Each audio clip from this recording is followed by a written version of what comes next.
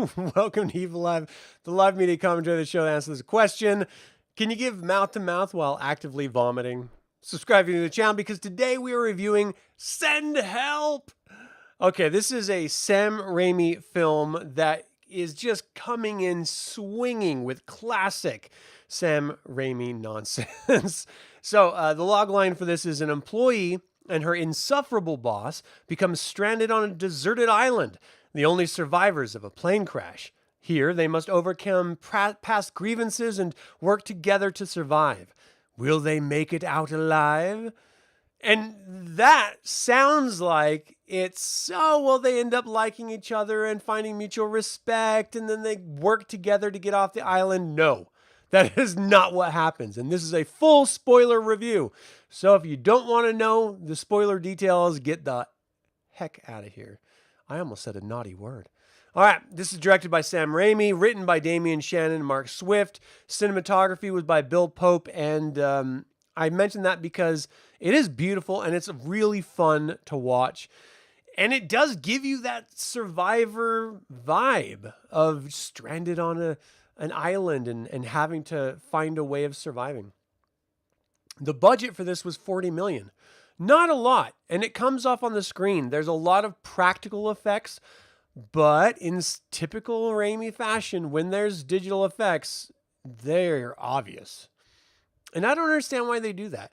For example, there's one scene when they're on the island where there's a millipede crawling down a branch as a sort of foreground, and then underneath that we see Linda Little walking.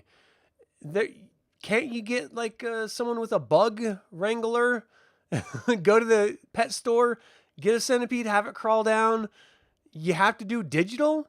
Like, it looks so fake and out of place for no reason. That would have been the easiest thing, just to go get an actual centipede or millipede or whatever and just have it crawling. No one would have known the genus, whether it was appropriate to that area or not, nor would they have cared. It just would be like, oh, that's a real looking bug, and instead we got a fake looking bug. So there's things like that, which are obviously fake, and there's just no reason for it. But sweet hell, does this get crazy fast. So we start with Rachel McAdams' character, Linda Little, who is a strategist from a financial management company's planning and strategy department and survival enthusiast. She watches Survivor, but she's alone. She doesn't have a husband anymore, and we find out later in the film why. But when we meet her, she's just sort of living with her bird, watching Survivor, and working to get the vice president job that she was promised by the current president, who is actually never seen on screen, but in picture is shown to be Bruce Campbell. He's Bradley's father. But again, it's only through a photo, so don't get too excited, Bruce Campbell fans. I'm with you, though. I'm a big fan. So Dylan O'Brien plays Bradley Preston, who is a newly appointed CEO of the financial management company where Linda works. Straight up douchebag dude bro to the nth degree, and comes off brilliantly as such. And so look, it's easy to play against type. If you're a nice dude, it's easy to play, you know, a sort of a shitty dude. I think this guy does a great job of playing this really shitty dude, which leads me kind of to believe that he's not a shitty person himself. But again, he's an actor, so maybe he is. I don't really know. In any case, it was 100% believable that he's a piece of shit. So when she confronts him like, hey, I'm supposed to be getting that vice president position, not this other guy. He's like, yeah, but you're not really vice president material, the way you look and talk and everything about you. Just strips her down as just being, you know, really the person that she is. Look, her coworkers don't even really like her. She eats tuna fish at her desk. And look, if you've ever worked in a corporate gig where you're in cubicles or tight spaces with other people, food smells are a problem. No matter where you are, it's an issue. And I've been the perpetrator and I've been the victim. And it's just always something you want to try to avoid. But she is just so oblivious that she doesn't even think about it. And she's frumpy. The way she puts herself together is just like non-existent. Look, you want to take care of yourself. You want to dress the role that you want to be in life. And if you are going to dress like a fucking janitor, then you're going to be a fucking janitor. That's just the way it works. You have to look the part. That's part of the whole corporate shtick. And she's not doing it. So I would say it's as much her fault as the shallow asshole new CEO, because neither of them are doing a good job at presenting themselves well. And she actually has brains and knows what she's fucking doing. But if she actually had brains, she would have dressed better and behaved better, because that's a huge part of it. How could you be the face, the vice president of a company, if you just look like shit and act like shit? Like, come on, really? So we're supposed to feel bad for her, but anyone worth their salt will be like, well, this is the problem. You are the problem, and you can easily fix this, as we see, of course, at the end of the film. So they have to go do a pitch to a company, and so they bring her along because, again, she's like the brains behind the whole fucking operation. And the plane ends up crashing. Everyone else on the plane except for her and Bradley die. And so it's her and Bradley pretty much for the whole film, just surviving on this island. But again, Bradley's Bradley. He's a piece of shit. And so he's trying to boss her around, and he talks down to her. And she ends up taking this passive-aggressive stance of avoiding him and letting him suffer for 2 days in the sun alone on the beach without any water, so that he realizes he appreciates her and actually needs her, which means he has to behave better. And he sometimes learns it and not, but there's a lot of push and pull back and forth between the two of them, being overtly and passive aggressively shitty to each other, talking down to each other constantly. And the beginning of the film started with Bradley being the perpetrator of this bad behavior toward Linda. And at the second half of the film, it's Linda being the perpetrator of being a piece of shit to Bradley specifically. I'm sorry, second act, not second half. The third act is when it all sort of comes to a head. But there's some great Sam Raimi moments in the middle. And I'm talking like lots of obscene amounts of blood. She goes and hunts a boar, and there's just crazy amounts of blood that come out of this. And the longer she's on the island, the more relaxed she gets, the better she actually looks physically, even though she's not my type. But, she does look better. But it wasn't the blossoming flower that I think they wanted to portray. That the stark contrast between the beginning of the film and the end of the film is definitely that. But on the island, she looks a little bit better, but she's still her. It's just not my thing is all. So that element of the story beat kind of fell flat for me. That said, I still enjoyed the ride. Like, it gets to a point where early on she sees a rescue boat and she ignores it because she is well equipped to live on this island alone her whole life. She's trying to get Bradley to fall in love with her so that he'll stay on and appreciate her. So she's literally abusing him and kidnapping him in order to try to Stockholm syndrome his feelings to her. And it just never quite lands because he has a fucking fiance. Like, he's in love with someone else, genuinely in love. And we find out that she was married, and she ended up, because he was abusive, allowing him to be drunk and drive and kill himself, which I think there's better ways you could have handled it. Anyone in an abusive relationship, get out and get help immediately. There's no reason. No one deserves that. Get help as quickly as you can. But to, again, sort of passively enable someone to drive drunk, which leads to their death, you also rolled the dice there, and they could have killed other people in the way. So that was shitty of you as well. So it would have been easy, just when he was drunk and passed out, call the fucking cops and get out of the relationship.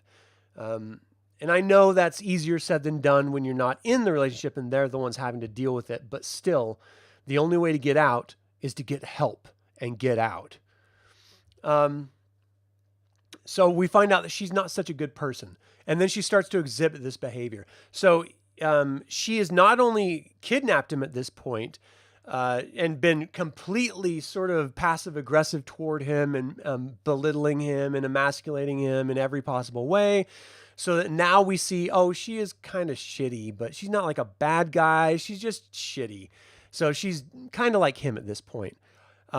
Then he poisons her so that he can get away from her and escape, because she doesn't want to escape. She's happy being here. He has a life out there. He wants to escape to his life. And so he's secretly built a raft. He poisons her to knock her out so that he can escape. The raft blows up in his face and falls back. And he sort of starts to drown. She rescues him, and there's this really great Sam Raimi styled scene of her trying to revive him and give him mouth to mouth while she's actively vomiting up all of this poison and food that he had fed her moments earlier. It's so fucking gross. But then she goes to the next level, and she starts like actively terrorizing this guy. She paralyzes him with this poison that she knows of. And so he's stuck in this viewpoint, so he can't see below his nose. And she pulls his pants off, pulls his underwear off, and starts sawing at him. And he can't feel anything. And she's telling him that she's castrating him. So he's crying and freaking the fuck out in his head. And then she holds up a rat that she was cutting. It wasn't his balls. She was cutting up a rat. She said, next time, it's not going to be a rat. Totally threatening him and terrorizing him. So now she has gone from just being a piece of shit to being a fucking monstrous piece of shit. And then it gets worse. So now he is just terrified of her, and he's trying to figure out a way of, should I just try to make this work? Like, she clearly doesn't want to leave here, but I'm trapped. I have to try to make the best of this as much as I can, but I still want to fucking leave. And then his fiancée ends up arriving on a boat when she's out foraging one day, and she ends up killing them. And then he finds that body, realizes that she knew all along that they could have gotten off, and that she murdered his fiancée, and he attacks her. And they have this brilliant, brutal fight sequence between the two of them, just going all over the jungle, gouging eyes, cutting, stabbing, everything. It was just punching and choking. Awesome, awesome fight. Ends up that he finds that there's actually this huge mansion on the other side of the island that she said was filled with poisonous plants and to avoid. And so he goes into this mansion, and it's completely stocked, and it has all technology and everything. And then they sort of have this final showdown, and she ends up literally murdering him. And then the end of the film is her escaping. So we went from going, okay, well, she's going to blossom in this situation. They're going to realize respect for each other, go back to the real world, and everything will be fine, to, oh, she doesn't actually want to leave. So she's just going to kidnap him and try to abuse him like her husband abused her. She's a piece of shit and a monster. And then, oh, she's a fucking murderer. She's a horrid, horrid character. She doesn't deserve any of this. She's infinitely worse than he is. I mean, she's just the worst of the worst. But then she wins in the end. And it presents her with full success as ownership of the company, and a documentary being made about her, and a book being released, and her just going off in style and happy. And I'm sitting here watching this film going, am I supposed to feel good about this? Am I supposed to cheer her on? Because I don't feel good about this. And I think maybe that is the point. But other reviewers that I've seen are sort of celebrating her behavior, like, oh, she did this because, they all deserved it. No, they didn't. No one deserved what she did. She was a fucking monster. And she wins at the end, which is very unlike a Raimi film. His normal films are like, if you abuse, you are punished. And in this case, she isn't punished at all. She wins. So it's very against the grain of what he normally does, which is interesting, but it's a little unsettling. I usually like my horror films to have some semblance of catharsis. This had zero catharsis. So this is Sam Raimi's first horror film as a director since Drag Me to Hell. I love that film. I think it's brilliant. It's infinitely better than this film, even though I really did enjoy this film. The project has been described as being a blend between Misery and Castaway, in which that's perfect. It's exactly that. She ends up holding him hostage and brutalizing him, and then ultimately murdering him and his loved ones. And then she just leaves because she could have all along. And then, of course, there's an interesting little calendar in her cubicle that marks the date as October 2026, which, of course, is in the future. I like that idea that this is something that hasn't yet happened rather than something that happened in the past. It just, people will tend to like pick apart things like, oh, that product wasn't around at that time they claim it was set in. So, this just says, yeah, fuck it. We're not going to worry about any of that. We're just going to skip forward months. This is going to be in the future, but the short nearby future, to avoid any potential problems. And I thought it worked really well. Look, the themes of this are evil begets evil. That's what I got from this. And ultimately, if you're evil enough, you can find success. And it's a commentary about corporate culture, about how you have to be able to be a monster to succeed in a corporate environment. You have to be almost a sociopath. And that's realized by a lot of real world examples. Linda Little's character is fascinating to watch on screen. You start to empathize with her, you start to cheer for her, and then you're shocked by her. And you don't like her. Bradley, you start by hating him, you start to empathize with him, and then you start to care for him. And then you hate him again. Zuri, Bradley's fiance, she's a nothing burger. She's not really even in it very much. You don't really care. And then everyone else that's sort of in this at the company, like Donovan, Chase, and Franklin, are just shit-heel yes-men dude bros that, their deaths are fun. Like, you're happy they're dead. All of her coworkers are forgetful because they're just sort of passive-aggressive and shitty as well. And it leaves you sort of wanting more films like this that have questionable outcomes, that are wildly entertaining to watch, but are not just cut and dry. I like the complexity of it and not quite knowing how to feel about it. It forces me to reflect on myself, on the film, on the characters, and the overall notion of corporate culture. I enjoyed this film immensely, and because of that, I should have been having this up so you could see the posters. I totally haven't. Because of that, I gave it 4 out of 5 Evil Eyes. Look, I would have given it 5. It would have been a perfect Sam Raimi film. Drag Me to Hell is a 5. But it challenged me a little bit more than I was ready for. That could be my fault, but I think this is absolutely worth your time to see in the theater. Seeing it in the theater tells studios that we enjoy films like this. And if you enjoy Sam Raimi horror films, you've got to see this in the theater and support this filmmaker, because he does do incredible horror film work. And looking forward to the Evil Dead Burn that's coming up later this year, I think, or early next year. I'm not sure which it is, but I know it's coming up. So, and that, of course, I think he is a producer on that. So anything Sam Raimi does, I have to support, because I really, really appreciate him as a filmmaker. I love his horror films specifically, and I think he has a voice, and it's a voice that is funny, terrifying, and forces you to question what you're watching and how you're supposed to feel about it. Even Drag Me to Hell had that sort of moral ambiguity in it. And I appreciate that nuance that he brings to the story and to the screen. And I guess that's all I have to say about it. It's a great film. Check it out. All right. Thank you guys so much for tuning in. If you enjoyed the content I produce, I would like to invite you to become a patron on Patreon or a member of this YouTube channel. Thank you to creator patron Aaron Hardy, producer patron Azrael, developer patrons Chris Androu and Sam Ruiz, and all of the YouTube members. As always, like it or not, evil spelled backwards is live. So get out there, stay off those islands, kids, and be evil.